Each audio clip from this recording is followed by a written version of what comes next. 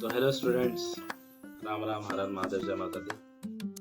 तो आज हम लोग फॉरेस्ट सोसाइटी एंड कर्नलिज्म को आगे बढ़ाते हैं। तो आज का टॉपिक हमारा रहेगा the rise of commercial forestry. तो जिस रैपिडली तरीके से हमारे देश में ट्रीज को कट किया जा रहा था, तो इसको प्रोटेक्ट करने के लिए भी ब्रिटिश गवर्नमेंट ने जर्मनी से एक जर्मन एक्सपर्ट को अपॉइंट किया था जिसका नाम था डेट्रिच ब्रांडिस, जो इंडिया के first inspector general of forest भी हैं। ब्रांडिस जो थे, उन्होंने एक प्रॉपर सिस्टम लाया, और ये प्रॉपर सिस्टम इसलिए लाया गया क्योंकि जिस तेजी से हमारे देश में काटा जा रहा था, पेड़ों को जो काटा जा रहा था, तो उसको कंट्रोल करना बहुत ज़्यादा ज़रूरी था। तो ब्रांडिस ने इस प्रॉब्लम से भारत को निकालने के लिए एक सिस्टम्स लाए। सिस्टम्स के बारे में हम लोग देख लेते हैं। तो एक प्रकार से ऐसे पेड़ लोगों को कैटेगराइज किया गया, ऐसे टिम्बर्स को, ऐसे ट्रीज को कैटेगराइज किया गया जो बहुत ही रेयर्ड है, जो बहुत ही कम संख्या में पाए जाते हैं। तो उन पेड़ों को काटना नहीं है। और साथ ही साथ जो फॉरेस्ट्री में जो हम लोग ग्रेजिंग करवाते हैं, पुराने टाइम में जो जंगलों में जानवरों को चलाया जाता था, तो उसके भी कारण बहुत सारे स्पीसीज जो थे वो विलुप्त हो गए थे। तो इसी के आधार पर ब्रांडिस ने एक प्रॉपर सिस्टम लाया, और इस प्रॉपर सिस्टम का आना भी बहुत ज़्यादा ज़रूरी था क्योंकि इस धड़ल्ले से हम जंगलों को काट रहे थे। जंगलों को कंजर्व करना भी हमारा ही कर्तव्य है, क्योंकि आप तो जानते होंगे, आप साइंस में पढ़े होंगे कि हमारा फॉरेस्ट ही है वही ऑक्सीजन के लेवल को मेंटेन करके रखता। तो डेट्रिच जो थे, उन्होंने सबसे पहले इंडियन फॉरेस्ट सर्विस 1864 की सहायता से मिल करके उन्होंने सबसे पहला इंडियन फॉरेस्ट एक्ट 1865 में बनाया। इस फॉरेस्ट एक्ट में ब्रांडिस के द्वारा कहा गया कि इंडिया के सभी फॉरेस्ट का सर्वे किया जाए, किस जगह पे कितना फॉरेस्ट है, किस तरह के वहाँ पे वेजिटेशंस पाए जाते हैं। इस प्रकार का सर्वे कलेक्ट करके ब्रांडिस को दिया गया।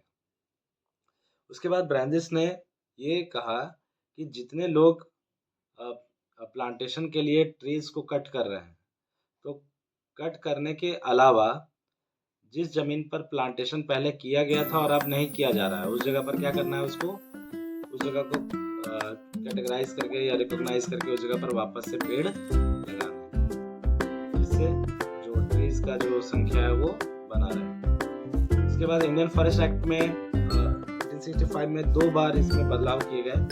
इस एक्ट में एक पहला बदलाव हुआ 1878 और सेकंड बदलाव हुआ 1927। इंडियन फॉरेस्ट एक्ट में इंडियन फॉरेस्ट को 3 ग्रुप्स में बांटा गया। पहला ग्रुप था रिजर्व, प्रोटेक्टेड और विलेज फॉरेस्ट। तो अब बात करते हैं हम लोग कि जो नियम जो बनाया गया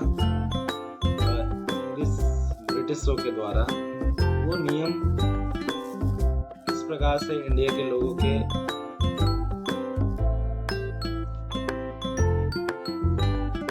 जो फॉरेस्ट एक्ट आया, इस फॉरेस्ट एक्ट का इंडियन पीपल्स पे प्रभाव जो था वो नेगेटिव ही रहा, क्योंकि इंडियन पीपल्स का मानना था कि ये हमारा नेचुरल हेरिटेज है और जिस प्रकार से हम इसे यूज करना चाहें उस प्रकार से इसे हम यूज करेंगे।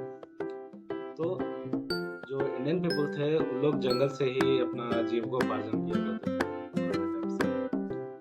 जंगल से ही लकड़ियों को काटना, उसी लकड़ी का फिर यूज करना खाना बनाने के लिए, या तो साथ ही साथ अगर हम कह सकते हैं तो जंगल की लकड़ियों को बेच करके पैसा कमाना, अर्निंग करना, जंगल से फ्रूट्स को इकट्ठा करना, जंगल से और बाकी जड़ी बूटी मेडिकल चीज़ों को बनाने के लिए, वो सब जंगल से ही हर एक चीज़ों को प्राप्त किया करते। तो जब इंडियन फॉरेस्ट एक्ट आया, तो इस इंडियन फॉरेस्ट एक्ट के कारण क्या हुआ, जो लोग जो थे, उन लोगों को अब अपने ही फॉरेस्ट की चीज़ों को यूज करने के लिए अब ब्रिटिश ऑफिसर्स की अनुमति लेनी पड़ी। तो अब इंडियन लोग जो थे वो मजबूर हो गए थे क्या करने के लिए, स्टील करने के लिए, यानी कि चोरी करने के लिए अपनी फॉरेस्ट।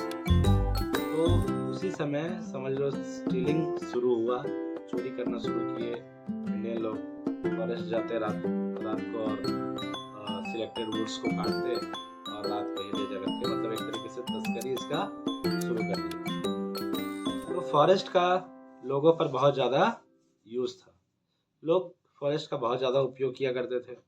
जंगल से ही उनको मिला करता था फ्यूल, जंगल से ही मिला करता था उनको फूड, और जंगल से ही उन लोगों को जो लीव्स जो हुआ करते थे पत्ते, उसी एक पत्ता है टेंडू लीव्स जिससे बीड़ी बनता है, वो हो गए, या सखुआ का पत्ता जिससे पत्तल या दोना पुराने टाइम्स में अभी भी आप कहीं कहीं देखते होंगे, तो वो सब भी बनाए जाते थे। तो एक प्रकार से हर एक चीज़ के लिए वो डिपेंड थे।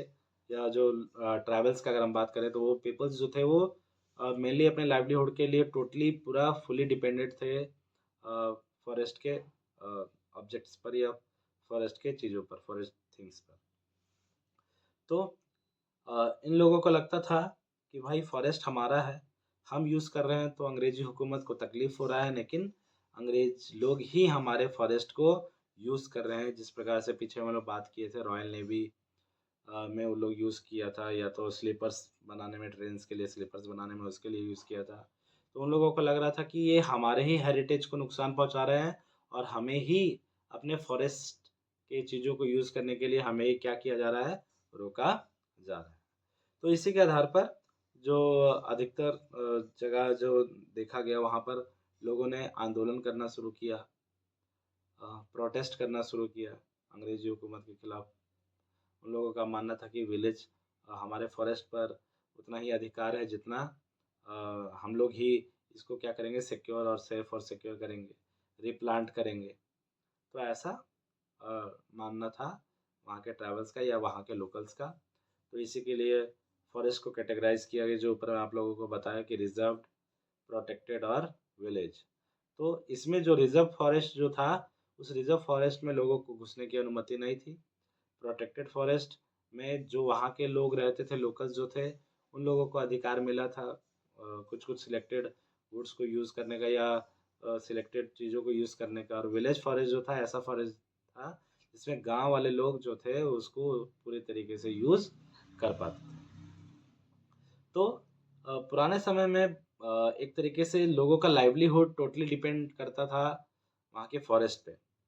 हर एक वो चीज़ वो लोग प्राप्त करते थे फॉरेस्ट से, है ना? आप लोग पहले देखे होंगे कि औरत लोग जाया करती थी और लेकर के आया करती थी अपने माथे में लकड़ी, वही माथा का लकड़ी घरों में स्टोर किया जाता और वही लकड़ी से पूरे साल क्या किए जाते, भोजन बनाए जाते। अभी के टाइम में तो बहुत सारे हमारे पास इक्विपमेंट या हमारे पास ऑप्शंस है अपने भोजन को बनाने का, लेकिन पुराने टाइम में तो लोग अपने भोजन को बनाने के लिए बस फायर वुड पे डिपेंड रहते थे।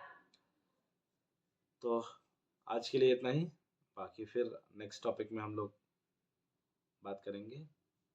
आप लोगों को कैसा लगा ये वीडियो? कमेंट, लाइक और शेयर ज़रूर करें। Thank you.